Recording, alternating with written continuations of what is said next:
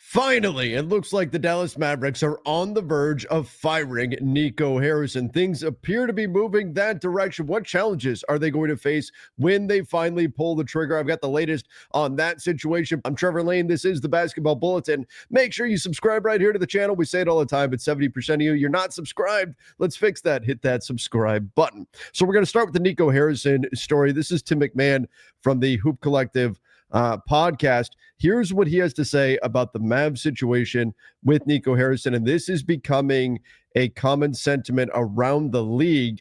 Just about everybody who's plugged in is saying essentially the same thing, which is how you know that the clock is certainly ticking on Nico Harrison with the Dallas Mavericks. All right, take a listen to this.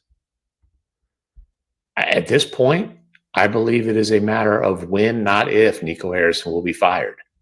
And there is a very, very strong likelihood that will be midseason. Maybe they can get things turned around. Maybe his seat can go from sizzling. Okay. A very, very, very strong likelihood that Nico Harrison is going to be fired and that it will happen mid-season, meaning the Dallas Mavericks, they've been off to such a terrible start. They're going to move on from Nico Harrison mid-season. I do think this is absolutely critical. I do think this is the correct decision for the Dallas Mavericks, and frankly, they should have done this over the summer. I'm going to get into why in just a second, but that's not the only thing here. Sources also told Mark Stein that the rising and virtually ceaseless negativity that surrounds the franchise is indeed wearing on and troubling ownership. Remember, this all goes back to the Luka trade. You go back to the Mavs, the moves that Nico made prior to that, getting Daniel Gafford, getting PJ Washington. There was positivity around the Dallas Mavericks, but the Luka trade was such a disaster and has been such a disaster that now there is no trust in Nico among Mavs fans. On top of that, you now have ownership starting to not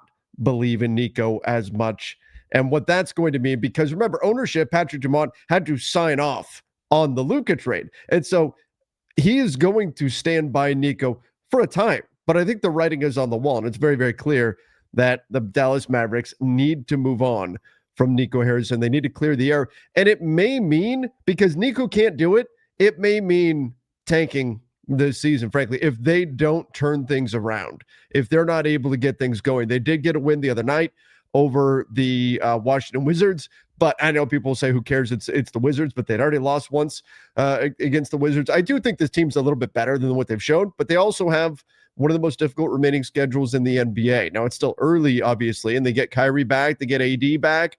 Okay, they can certainly be a more challenging club, but if things continue to slide, you need somebody who can go in and make the difficult decision, especially since this is the only controllable pick that the Mavs have for the foreseeable future, and it's a loaded draft class. You need to be able to make the difficult call to pivot and say, all right, we're putting the brakes on this thing, and we are going to go into a rebuild, and we're going to tank this right now. It would be catastrophic to do so, particularly after having Luka Doncic and trading him, but given where the Mavs are at right now, and if things don't look any better in terms of their offense, how this club is performing, that may be the best path forward for them, is trying to cash in on an exciting young talent to pair with Cooper Flagg in this year's draft lottery. Maybe you consider moving Anthony Davis. What do you do with Kyrie Irving? Can you move on for some of these veterans? We talked the other day about Klay Thompson potentially being available for the Dallas Mavericks on the trade market. So when you add all of this up,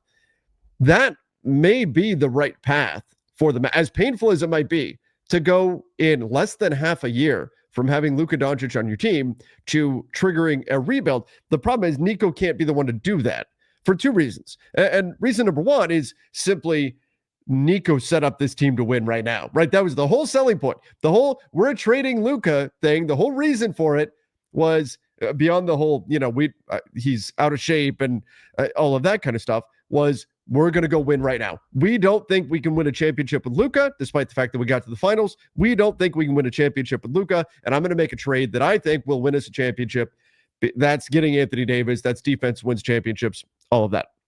Ever hear the Sleeper app? Here's a little secret. It's more than just a platform for season-long fantasy leagues. This year, millions of users enjoyed playing fantasy sports on Sleeper, but the app offers so much more. Live stats, real-time updates, and visualizations on all stats. A news feed, this is so important for me. You can get lightning-fast updates on your favorite players and teams. A real-time chat to allow you to engage with other users about individual plays and performances during the NFL and NBA seasons. So download the #1 sports app today. Experience it for yourself. When you use promo code Bulletin, you get up to a $100 match on your first deposit. Terms and conditions apply. See Sleeper's terms of use for details. Currently operational in over 25 states. Check out Sleeper today. And by the way, they do have a phenomenal promo going on right now as well. Free $20 entry. Go check that out. No deposit required. $20 entry for free. Go check them out. Use the link in the description down below, and that promo code is Bulletin. So that's the central thesis of that trade, is now we can actually win. Well, they've done the exact opposite. It is blown up. When we talk about seeing the vision or whatever of Nico Harrison, the vision right now has them at 3-7 with a putrid offense. This is all but unwatchable. So if Nico Harrison, his whole central thesis was we're going to win right now, and then the best move forward for the Mavs is to trigger a rebuild. Nico can't be the one to do that because that would be to admit that he was wrong. And he can't exactly do that. The other piece to this, though, is that if you buy all the negativity about Nico, and I certainly do, if that's the case, you cannot allow Nico Harrison to oversee this rebuild. If you believe that he completely made a mess of the Dallas Mavericks to this degree, that now, less than a year after trading away Luka Doncic, less than a year later, you now have to go into a full tear it down, burn it down, Seth Rollins style rebuild with the Dallas Mavericks. You cannot allow Nico Harrison to be the man making your decisions, particularly going into the trade deadline. You can't allow him to be the way. If you have lost the faith in him as a decision maker, you cannot allow him to chart this team's future as you pivot away from his awful, terrible, horrible, no good, very bad plan. That is simply lunacy if you're to keep him on as you pivot away from what his blueprint would be for this team. Again, I don't think the Mavs want to do that in terms of tanking. I think they want to win right now. Even if they do want to stay the course and win right now, though, probably time to move on from Nico Harrison, because you know what? Trade season's going to start up pretty soon. December 15th is the unofficial start to trade season around the NBA. And frankly, if you don't have faith in Nico Harrison as a decision maker anymore, and I think all the negativity would suggest that the Mavs should not have faith in him in that way, then you cannot allow him making decisions and negotiating trades for your club. Simply cannot happen going into the trade deadline. There's too many important decisions to be made then. You need to get whoever you need on board right now, and that will be a challenge, finding who that decision maker is going to be that's going to chart the future for this club. But you need to get that person on board now and in that role so that they can start preparing to make those big decisions ahead of the trade deadline. But the important part here, Mavs fans, it appears it's going to happen. Everything right now pointing to the idea that Nico Harrison is going to be on his way out. I'll finish with this before we talk about the Ja Morant trade packages.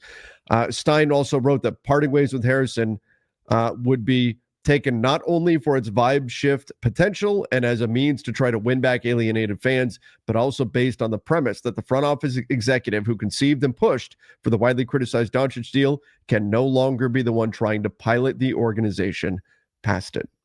That, perfectly said.